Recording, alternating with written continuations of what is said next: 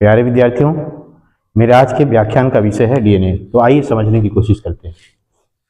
DNA अर्थात deoxy ribo nucleic acid, अर्थात DNA वह अम्लीय पदार्थ है जिसमें डीऑक्सी राइबोज शर्करा पाई जाती है। डीऑक्सी राइबोज शर्करा की उपस्थिति के कारण ही इसे डीएनए कहा जाता है। डीएनए सभी कोशिकाओं में पाए जाते हैं। कोशिकाओं के अलावा डीएनए विषाणुओं में पाए जाते हैं, यानी वायरसेज में पाए जाते हैं। सभी कोशिकाओं के माइटोकॉन्ड्रिया और क्लोरोप्लास्ट ऐसे दो कोशिकांग हैं जहां की डीएनए पाया जाता है। ये डीएनए अपनी उपस्थिति के अनुसार दो प्रकार का हो सकता है। नंबर 1 वायरल डीएनए अर्थात जो विषाणुओं में पाया जाता है, और दूसरा सेलुलर डीएनए जो कोशिकाओं में पाया जाता है। जो वायरल डीएनए होता है दिस में भी सिंगल स्टैंडर्ड और डबल स्टैंडर्ड। यह क्या हो सकता है? सिंगल स्टैंडर्ड हो सकता है या डबल स्टैंडर्ड हो सकता है। But in case of cellular DNA, DNA is always double standard. किसी कोशिका में डीएनए हमेशा क्या होता है?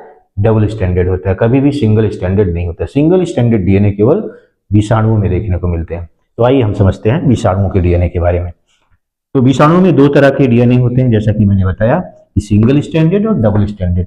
सिंगल स्टैंडर्ड डीएनए विषाणुओं की कुछ फैमिली हैं जिसमें ये पाए जाते हैं, जैसे एनिलोबाइडी फैमिली है, सर्कोबाइडी फैमिली, पार्बोबाइडी फैमिली, माइक्रोबाइडी फैमिली। इनमें जो पार्बोबाइडी फैमिली है वर्टिब्रेट्स को इन्फेक्ट करने वाली फैमिली है विषाणुओं की, और इसी तरह से जो माइक्रोबाइडी फैमिली है ये प्रोकैरियोटिक कोशिकाओं को इन्फेक्ट करती है। ठीक है, तो ये रहा विषाणुओं के कुछ फैमिली के बारे में। और इस तरह से विषाणुओं की एक बड़ी संख्या है जिसमें सिंगल स्टैंडर्ड डीएनए पाया जाता है। ठीक है, तो फैमिली में आप बहुत सारे जीनस हो सकते हैं, बहुत सारी वायरस की स्पीसीज हो सकती हैं। तो इस तरह से विस्तृत आयाम है इसका। इसी तरह से डबल स्टैंडर्ड डीएनए वायरस की कुछ प्रकार यहां हम दे रहे हैं, फैमिली ना करके यहां सीधा सीधे कुछ विषाणुओं का उल्लेख करते हैं। जैसे बैक्टीरियोफाज वायरस हो गया, 5X174 वायरस, पॉक्स वायरस हो गया, एस्केरिया कोलाई T4 बैक्टीरियोफाज है। इन सब विषाणुओं में डबल स्टैंडर्ड डीएनए देखने को मिलता है। अब बात करते हैं हम सेलुलर डीएनए की। तो सेलुलर डीएनए जैसा कि मैंने बताया कि ऑलवेज डबल स्टैंडर्ड, हमेशा दोहरे धागे का बना हुआ होता है, और ये दो प्रकार का हो सकता है, वृत्ताकार डबल स्टैंडर्ड वृत्ताकार और double standard helical DNA.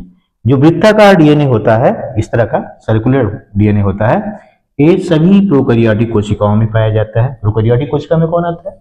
Bacteria और ब्लू ग्रीन एलगी आते हैं।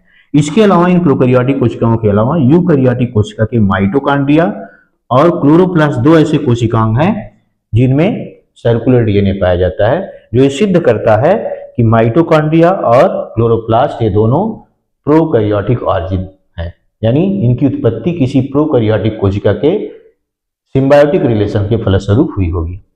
ठीक है, इसको लेकर के कई अवधारणाएं हैं वैज्ञानिकों की, जिसको जब वो टॉपिक आएगा तो उस पर हम डिटेल में डिस्कस करेंगे।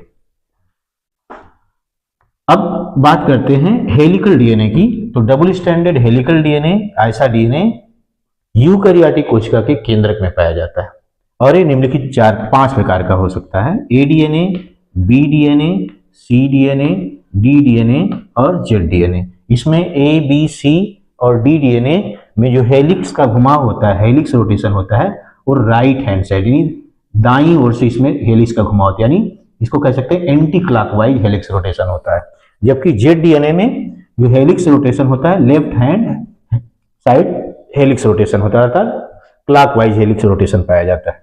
तो इस तरह से ये दोनों में अंतर है। इसके अलावा बहुत सारे और अंतर हैं, जैसे जेड डीएनए में न्यूक्लियोटाइड की संख्या, यानी एक हेलिक्स में न्यूक्लियोटाइड की कुल संख्या 12 होती है, जबकि इन्हीं में से ए, बी, सी और डी में न्यूक्लियोटाइडों की संख्या वैरी कर सकती है। लेकिन जहां तक बी डीएनए का प्रश्न है, इसमें न्यूक्लियोटाइडों की संख्या एक हेलिक्स में, कंप्लीट हेलिक्स में 10 होती है। तो ये बेसिक डिफरेंस होता है ए, बी, सी, डी और जेड डीएनए में।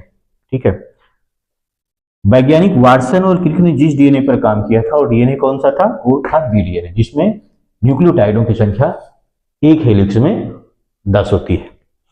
तो ये रहा मेरा डीएनए के बारे में डिटेल लेक्चर। मैं समझता हूं कि कि मेरे इस लेक्चर ने आपका कॉन्सेप्ट क्लियर कर दिया होगा डीएनए को लेकर के, और एक समझ विकसित हो गई होगी